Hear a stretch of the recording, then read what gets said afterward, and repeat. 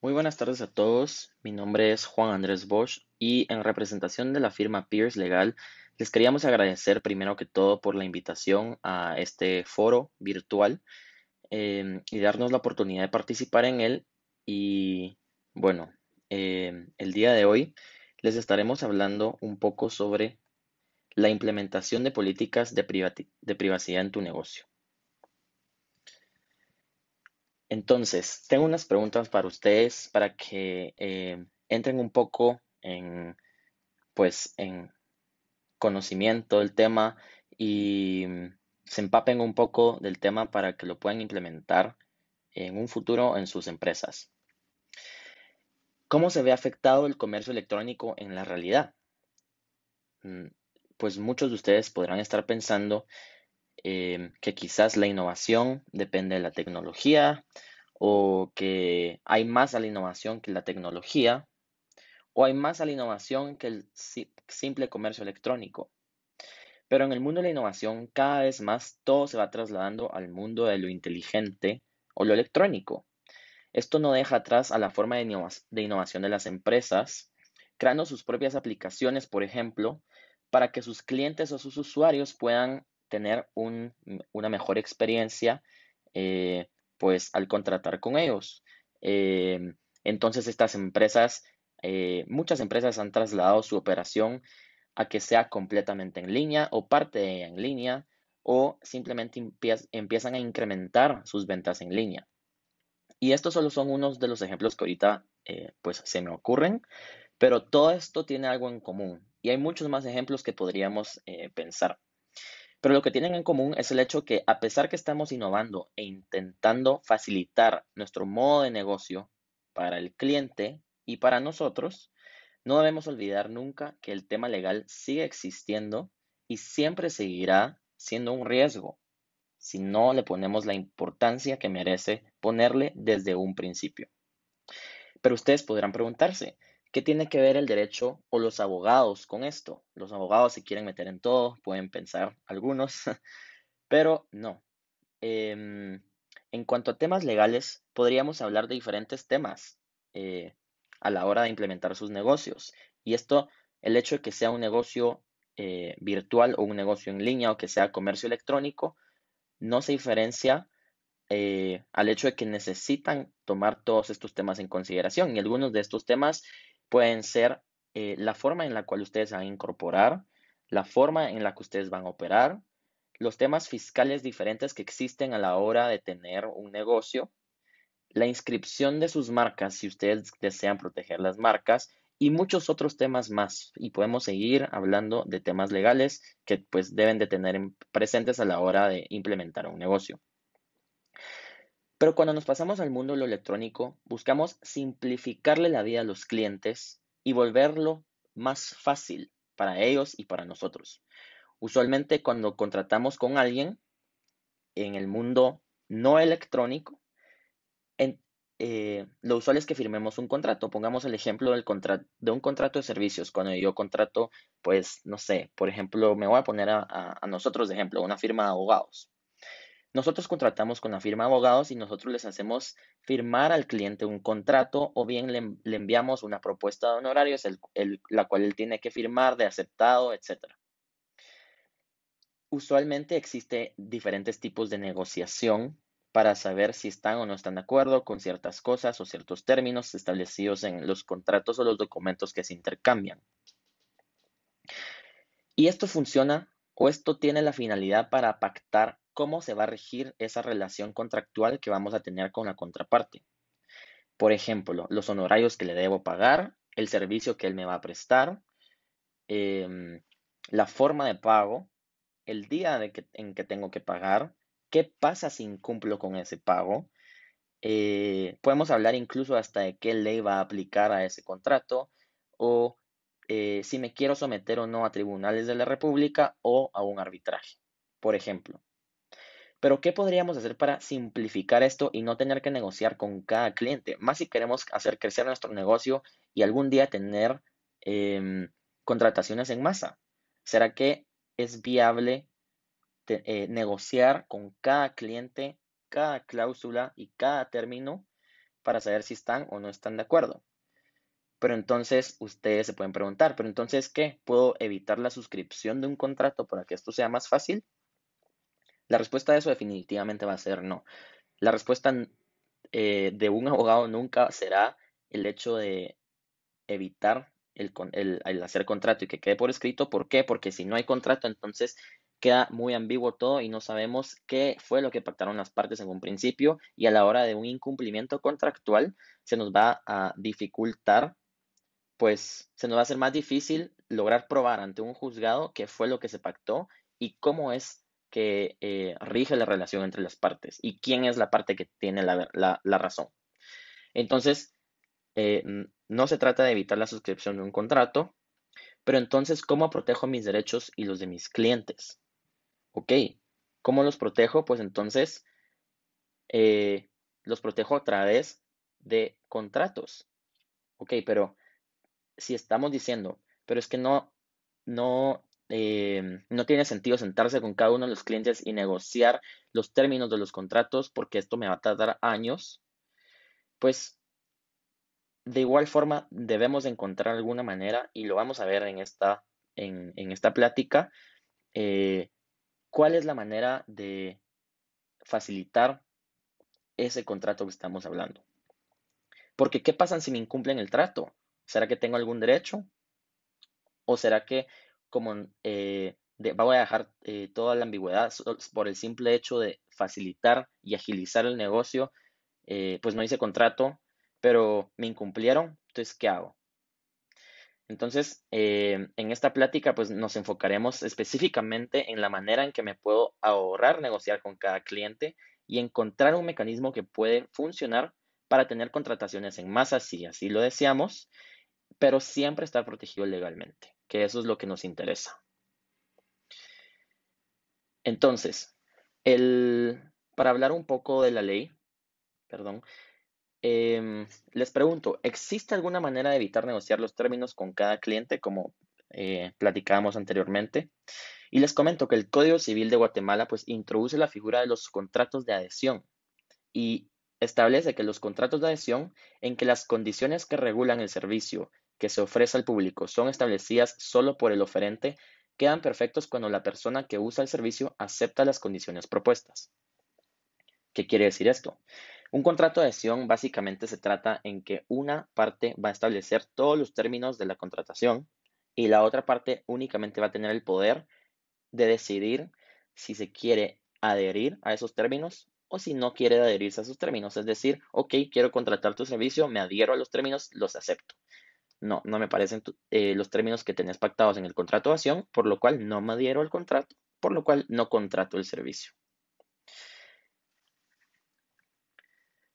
Si ustedes ingresan ahorita a alguna aplicación en la cual estén suscritos, pues se darán cuenta que les aparecerá una opción en la cual deben de hacer clic para aceptar los términos y condiciones, los famosos términos y condiciones que muchos escuchamos hablar, pero estoy seguro de que muy pocas personas los leen, si es que nadie. Em, pero estos términos y condiciones, si no los aceptamos, la aplicación o el servicio en línea que estoy contratando ni siquiera me deja continuar para poder, pues, seguir haciendo uso del servicio. Entonces, al hacer clic en aceptar, ¿qué significa? Cuando yo hago clic en donde me dice yo acepto los términos y condiciones de tal entidad, eh, y entonces me comprometo a seguirlos, o algo así. Entonces, ¿qué significa esto?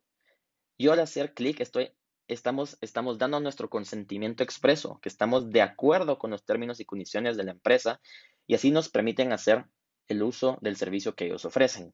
Por ejemplo, pongamos un ejemplo, voy a poner ejemplo Spotify. En Spotify, cuando uno se suscribe, ellos pues te señalan que tienes que marcar el cuadrito donde aceptas los términos y condiciones.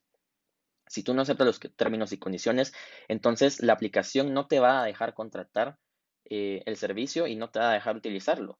¿Por qué? Porque ellos están protegiendo las espaldas de que de tener la relación con sus clientes o con sus usuarios regulada por medio de sus términos y condiciones. Por lo anterior, se puede establecer que para facilitar la operación del negocio, se puede trabajar con contratos de adhesión para la aceptación de los términos y condiciones con los que vamos a estar eh, trabajando. Ahora bien, debemos hablar sobre qué incluyen los términos y condiciones. ¿Se acuerdan cuando comentamos que en el área o en el mundo de lo no tecnológico, sino que en el físico, usualmente suscribiríamos un contrato, firmaríamos un contrato físico y eso pues regiría la relación entre las partes? Entonces ahora la pregunta es, ¿qué incluye los términos y condiciones o esos contratos que yo firmaba físicamente? ¿Será que se diferencian el uno con el otro? ¿Será que deberían de incluir cosas muy parecidas o las mismas? Y la respuesta es, van a incluir cosas, pues la totalidad de las cosas que van a servir para regular la relación entre las partes. Por ejemplo, aquí vamos a pactar el precio que va a tener el servicio. Vamos a pactar el objeto, es decir, de qué se trata el servicio, qué servicio es el que me van a estar dando a mí. Por ejemplo, en Spotify, pues me van a estar dando el servicio de la música ilimitada, por ejemplo, si contrato el plan de ellos. Entonces, eso es el servicio. También me establecen cada cuánto me van a cobrar, si es mensual, si es quincenal, si es cada 6 meses, eh, etcétera. Incluso aquí también puede estar incluido formas, si me adhiero o no me adhiero a la ley de, no sé, por ejemplo, eh, en Spotify probablemente tienen la cláusula de la ley aplicable, dependiendo de qué país se esté utilizando el servicio, puede ser una ley extranjera o si se sometieron o no a tribunales de algún país en específico o arbitraje, etcétera.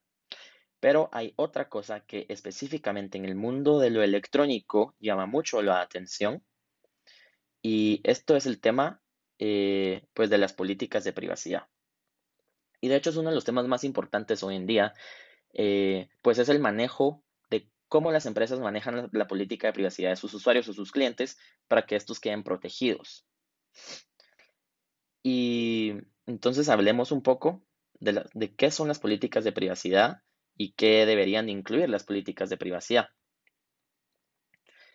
Entonces, las políticas de privacidad tienen como objeto proteger la información que se haya recogido y almacenado en las distintas bases de datos de la empresa.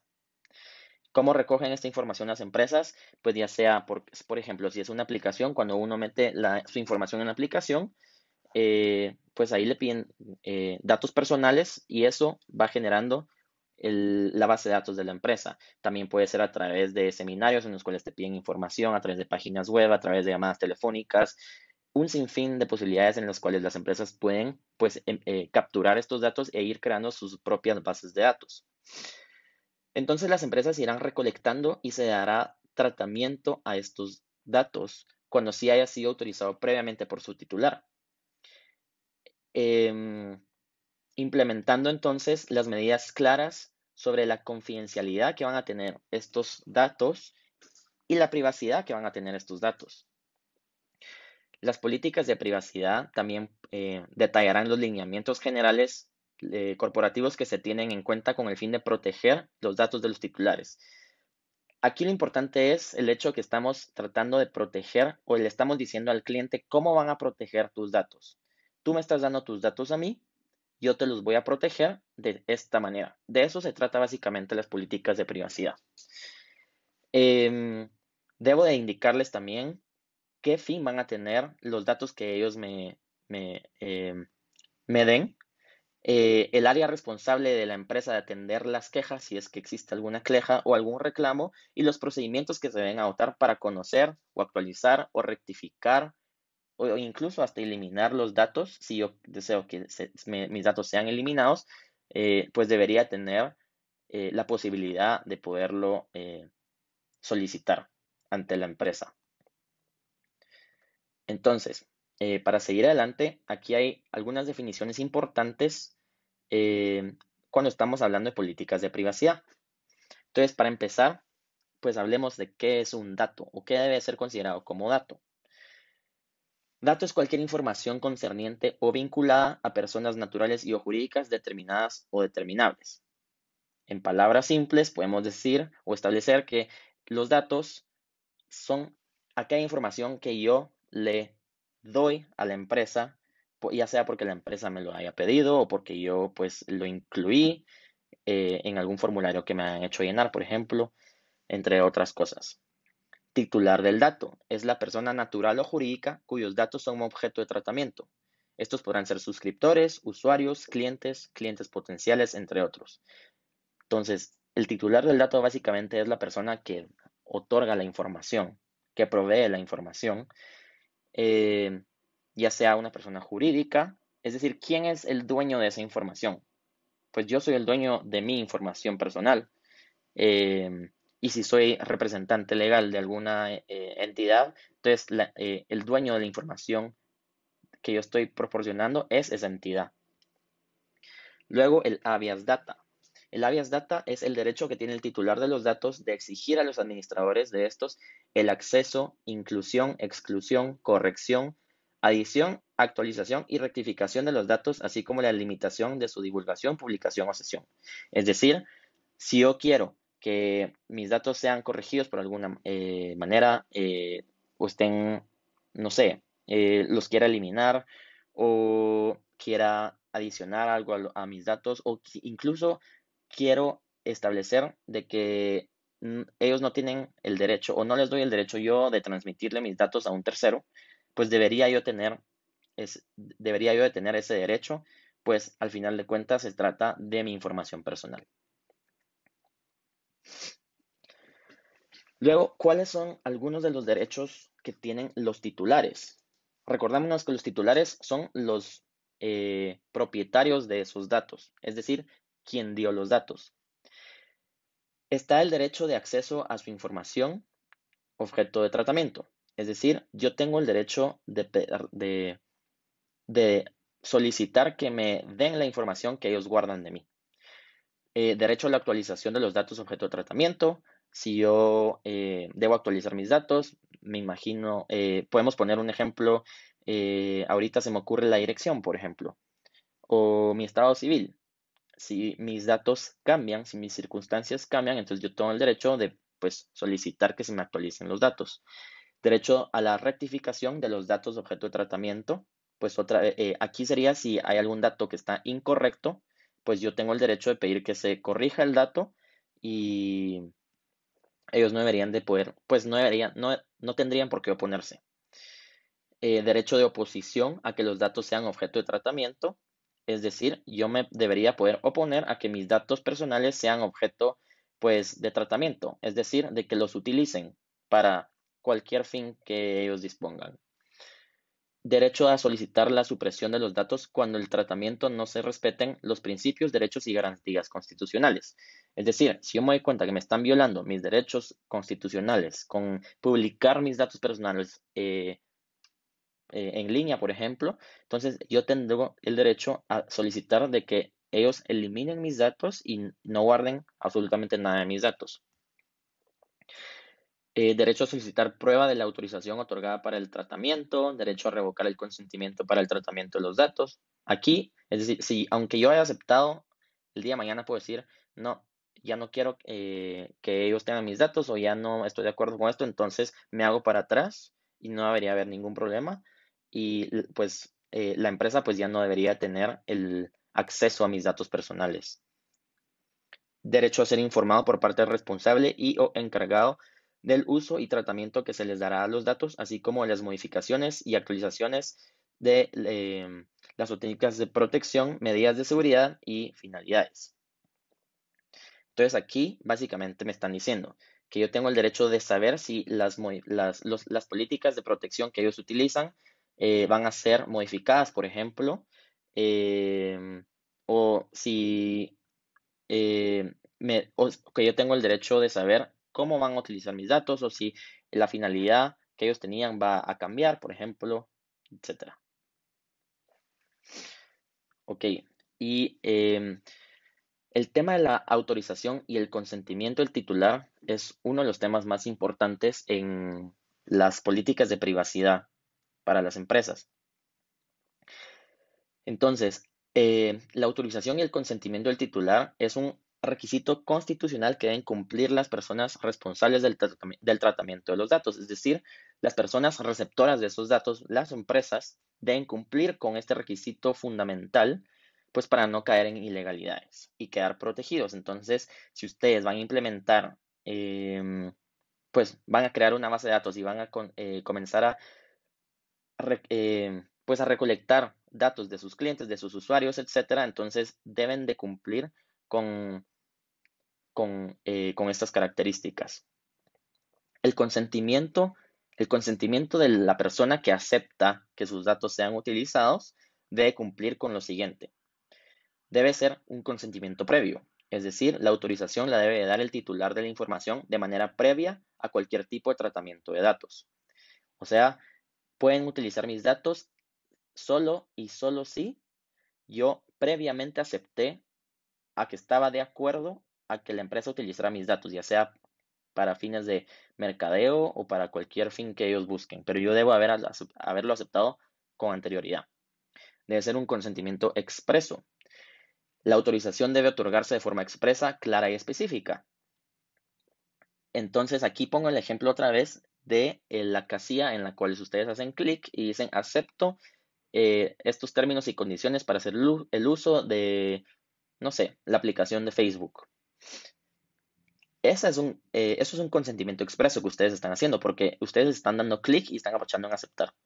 Ustedes están aceptando expresamente que están de acuerdo con las políticas de esa empresa en particular. Debe ser un consentimiento informado. El titular debe comprender claramente para qué serán tratados sus datos y las finales que pueden derivarse del tratamiento de estos. En esto quiero hacer un alto y un énfasis en el hecho de que muchos de ustedes pueden estar pensando de que informados no vamos a estar o nunca estamos informados. ¿Por qué? Porque ¿quién lee los términos y condiciones? ¿Quién lee las políticas de privacidad? Em, ya sea porque son muy largas, no tengo tiempo, me da pereza, no me interesa, igual quiero usar el servicio, entonces pues no tengo de otra más que aceptarlo. Y son un sinfín de argumentos que podríamos dar y es para decir yo no estoy informado. Pero el hecho de no estar informado no equivale al hecho de que yo pueda violar lo que ya acepté. Porque aquí o sea, yo al aceptar de que leí los términos y condiciones y que estoy de acuerdo con los términos y condiciones, también estoy diciendo que ya estoy informado de esos términos y condiciones. Entonces yo no puedo alegar o apelar a la ignorancia cuando creo que me va a favorecer. ¿Por qué? Porque el hecho de que yo ignore lo que estaba pactado dentro de los términos y condiciones, pues ya no va a importar porque yo claramente acepté los términos y condiciones y dije que estaba de acuerdo con ellos. Entonces eso significa que yo ya estaba informado de qué incluían esos términos y condiciones. De ser necesario, y de hecho esto es lo que se recomienda, las empresas se reservan siempre el derecho a modificar la política o los términos y condiciones de forma unilateral y en caso de generarse algún cambio sustancial sobre la política, esta debería ser comunicado a los clientes. Entonces aquí volvemos otra vez al tema de los contratos de adhesión. Recuérdense que hablamos de cómo facilitar o agilizar el negocio y el comercio electrónico. Entonces, hablábamos de los contratos de adhesión, de que los contratos de adhesión, básicamente una de las partes va a ser la que va a pactar pues todos los términos y la otra parte simplemente se va a adherir a esos términos o va a decidir no adherirse porque no está de acuerdo. Entonces aplica lo mismo para las modificaciones. Aquí las empresas se van a reservar el derecho a modificar esos términos y salvo y solo si tienen algún cambio sustancial que pues tal vez viole el derecho de los usuarios o no sé, cualquier cosa que pues llame mucho la atención, entonces ahí sí deberían estar obligados a avisar o a dar el aviso de que se modificó el, las políticas de privacidad o los términos y condiciones. Antes de entrar a las conclusiones de la conferencia del día de hoy, quería dejarles un ejemplo para que se puedan ilustrar un poco más a qué nos referimos cuando decimos de que tenemos que aceptar los términos y condiciones o las políticas de privacidad que pues nos ponen pues estas empresas al utilizar sus servicios. No sé si han descargado alguna aplicación últimamente o si han hecho algún uso de alguna página de internet, pero ahora se pueden dar cuenta que a veces nos sale una ventanita en la cual nos pregunta si estamos o no estamos de acuerdo o si queremos o no queremos que pues la página o la aplicación traquee el seguimiento que damos dentro de la aplicación, es decir, a qué páginas nos metemos, dónde hacemos clic. eh, y esto pues básicamente es para ir recolectando la data que ellos utilizan, pues puede ser para mercadeo o para cualquier otro fin que ellos tengan. Em, Sin embargo, como pues es un tema que ha tenido pues mucha bulla y mucho problema últimamente, ahora obligaron a estas empresas a preguntarle a sus usuarios, pues si los usuarios estaban o no estaban de acuerdo con que las empresas hicieran esto. Entonces, si nosotros apachamos que sí estamos de acuerdo, estamos aceptando estos términos y condiciones y estas políticas de privacidad que tienen estas empresas. Y si apachamos que no, en este caso sí podemos seguir utilizando la aplicación o la página o cualquier lugar o cosa que estemos utilizando en línea. Sin embargo, no van a, o sea, no tienen autorizado recolectar la data ya que nosotros apachamos que no. Para terminar esta conferencia tenemos algunas conclusiones de todo lo que íbamos hablando hasta este momento. Eh, Empecemos por la innovación, que fue lo primero que comentamos al inicio. Y establecíamos que los empresarios buscan la tecnología para ser más eficientes, por lo cual comienzan a inclinarse cada vez más en el comercio electrónico por la facilidad que les representa. Pero también comentábamos que a pesar de que quieren agilizar sus negocios y sus operaciones, tanto para ellos como para los clientes, nunca debemos dejar a un lado el tema de lo legal y el tema de que debemos de estar protegidos y debemos de tener pues pactados nuestras políticas o nuestros términos de cómo va a regirse esa relación contractual. Entonces hablábamos de los términos y condiciones y decíamos que esta es la manera de quedar protegido y así poder tener un tipo de contrato en el cual se pacten los términos de esa relación contractual. Y estos términos y condiciones podrían implementarse por medio de un contrato de adhesión y de esa manera podríamos pues agilizar el proceso del negocio y simplificarle la vida al empresario como al cliente. Em, Sin embargo, cabe aclarar que existen diferentes obligaciones en la ley guatemalteca que debemos tomar en cuenta al momento de contratar a través de los contratos de adhesión. Y estas pues obligaciones están en diferentes leyes de la República. Unas de ellas son el Código Civil, el Código de Comercio también tiene otras obligaciones que debemos tomar en cuenta, pero también existen leyes específicas como la Ley para el Reconocimiento de las Comunicaciones y Firmas Electrónicas y la Ley de la Protección al Consumidor y Usuario, entre otras.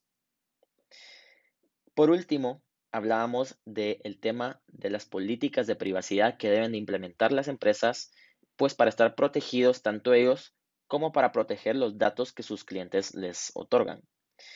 Y la empresa debe de aclararle al cliente cómo serán utilizados los datos que recolecten de ellos para quedar protegidos legalmente y así poder prevenir cualquier problema posterior. Pues estos fueron los temas que se hablaron a lo largo de esta conferencia.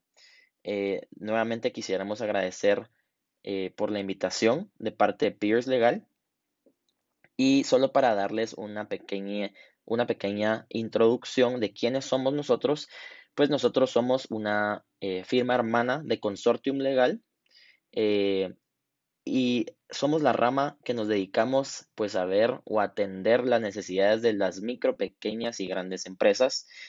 Em, y si alguno de ustedes está interesado en contratar nuestros servicios o en que los apoyemos en alguna de las cosas que hablamos el día de hoy, pues con mucho gusto pueden contactarnos para que nosotros les pasemos pues nuestra información. Y dejo nuestro contacto en la pantalla para que puedan tomar nota de él. Y entonces solo me queda volver a agradecer la invitación a esta conferencia y que tengan una muy feliz tarde. Muchas gracias.